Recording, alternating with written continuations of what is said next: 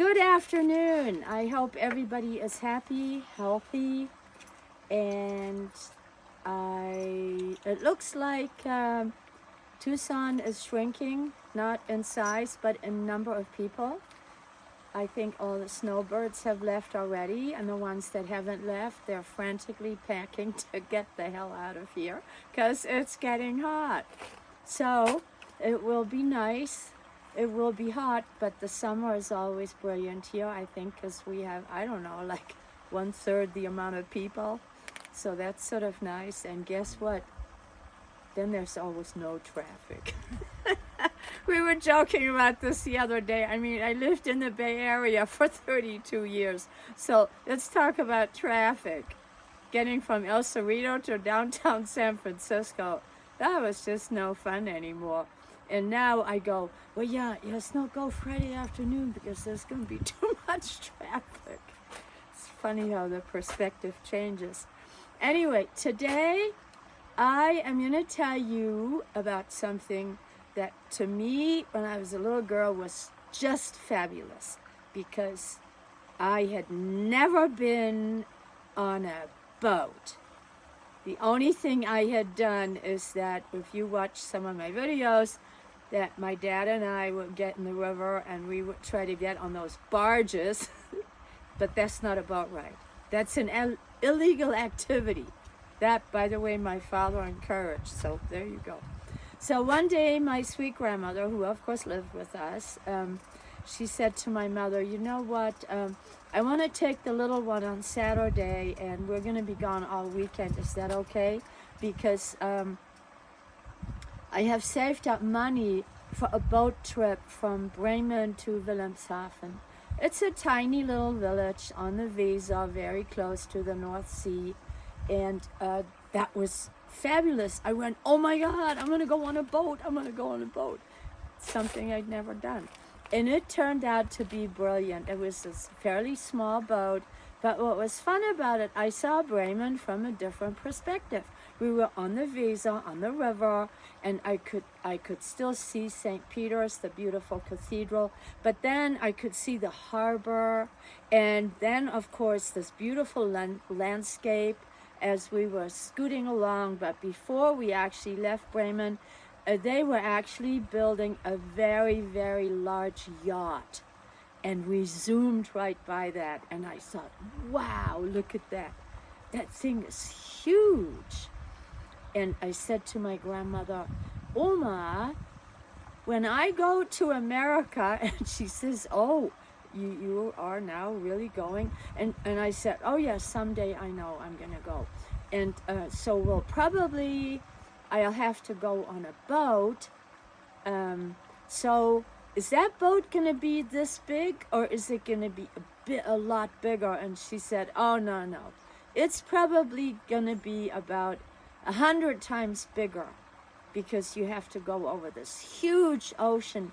And in my mind, I couldn't even conceive of something that was that huge. So I thought, oh, this is going to be really fun to look forward to. I'm going to be on a gigantic ship. Anyway, my mind always used to do that. I would go to places that I thought would be fun. One, I had a very good imagination, and two, I think that was my mechanism of dealing with some of the things that were happening, one in school, but more importantly, in my job working in the nursery. So it worked out great because I had created this beautiful, exciting world where I would see all these different kinds of people and places. And anyway, while we were on the little boat going up the river, I thought, wow, this is going to be so much fun. So when we got there, it was this very cute little town, and she had a friend there. This friend of hers had this minute little house right next to the railroad tracks, and she was there every day except Sundays, and she sold cigarettes and candy and drinks, and that's what she did. She was there all day, and if she had to go to the toilet, She will put a note on the door that she'd be back in 10 minutes, and all she had to do was walk down the road a little bit, across the street, because there was an apartment building, and that's where her apartment was. So that was fun to visit her. This was obviously a really good friend of my grandma, and we got to stay there that evening. And the next morning, she said, okay, we're gonna go on a bus, and it's gonna be a surprise. Well, I always liked surprises, so God only knows. I had no idea what was going on. So it took quite a while. Of course, this is a long, long time ago, but it seems that it took at least an hour on the bus, and then we got to the North Sea. That part of Germany, which is Ostfriesland or East Friesland, is on the ocean. And across the whole side from where this part starts, which is at the Elbe, which is a river that Hamburg is on, but specifically from the Weser to Holland, there are islands dotted across the ocean, very close to the mainland. And what used to be very common, that if you waited, of course you had to know what the heck you were doing. There were lots of stories where people got killed because you had to know when it was low tide. But what would happen is that the water would run off and you would actually walk on the bottom of the ocean, which was just amazing. And you could go from the mainland to one of the islands as long as you knew which route to take. But because there would be, you know, like it's not like a river, but like a little stream, and then there would be sand dunes. But it was just absolutely amazing, and I had never been there. I loved doing it at first because, you know, you're walking in essentially what's ocean mud. And so she said, you got to take your shoes off. And she had met a friend of hers there, a gentleman who was apparently one of her gentleman friends, and he knew which route to take. And they both said, okay, now you have to take your shoes off. And they tied them together and they put them over my shoulder, one shoe here, one there, because, you know, you don't want to walk through there with your shoes. They're just going to get full of mud, and that's disgusting. So, you know, you could feel the mud coming up between your toes. And I really liked that. I thought that was fun. And there'd be all sorts of fun little animals that I'd never seen before.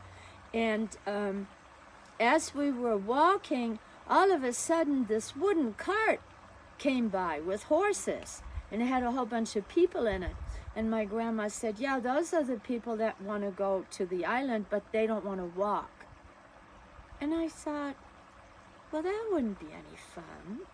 You can sit in a wooden cart with a horse wherever you are, on a street, in a forest, wherever. But here, why would you want to do that? You're missing this fun part. And I kept dawdling, you know, I kept saying, wow, what's this? And I'd find some little critter and I would try to examine it. And then finally they said, hey, come on, Slowpoke. You know, the water is going to come and get you. You're going to have to start walking. And some of the areas, the water would come up to here, and I would say, oh, hold on to me. There's just so deep water. Is it going to get deeper? I know how to swim, but I don't know about this. There was a big, big adventure. This area is called the Wadden Ocean of East Friesland. It is a UNESCO World Heritage Site, and I believe that in the year 1985, it became a national park. So I believe that at this point, you're no longer to do what we did, because we just, you know, said, okay, my grandma's friend said, I know how to go, and we just went. And like I said, there were lots of stories where people miscalculated, and of course, then they drowned. And I believe now the only way that you can do that is with a certified guide from the National Park System, which, you know, that's probably a good idea. But I have to say that I feel very fortunate that I was allowed to do that when I was a little girl, because this was such a wonderful experience with my grandma and her friend, and he was very knowledgeable. Whenever I picked something up, I would say, look at this, what is this? I've never seen anything like it. Is this like some kind of a little crab or something? What is it? And he really seemed to know everything I picked up. He had a story, he could explain it. And at one point he said, oh, come here, little one. Do you want to go hook-a-puck? Hook-a-puck is when you were small and somebody could pick you up and put you on their shoulders. And I loved that. So he said, come on, let's go hook-a-puck. So he bent down and he said, come on, climb on, climb on. Tell the horse who you go. And so that was very much fun. Once we got to the island, apparently he owned a little like a tiny little wooden vacation house. It was really charming. It had a wood-burning fireplace in it. And he said, okay, well, I'm going to go fishing so we can have dinner. And yeah, I couldn't believe it. I mean, this guy apparently really knew what he was doing. Before you knew it, he came back and had fish. I have no idea. I don't remember what kind it was, but there was an old cast iron stove, and Grandma and I had stayed there so we could start the fire, and we set the table. And then he sauteed this fish, and whatever it was, oh my God, it was totally delicious. Of course, I was fairly small, and I'd been walking pretty much all day, so I was really, really hungry. And after dinner, we went outside, and we sat sort of among the sand dunes, and we watched the sun go down. For a little girl, this was a very magical time. And what's really funny, I don't remember how we got back home. I tried to think about it. I don't know whether we took a boat to the mainland and then took a bus and then a boat again. I don't remember. But whatever it was, we obviously arrived home safely. And it was one of the precious memories that I have of when I was a little girl.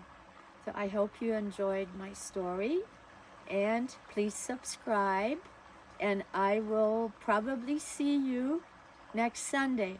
Thank you very much, and I love you. Bye-bye.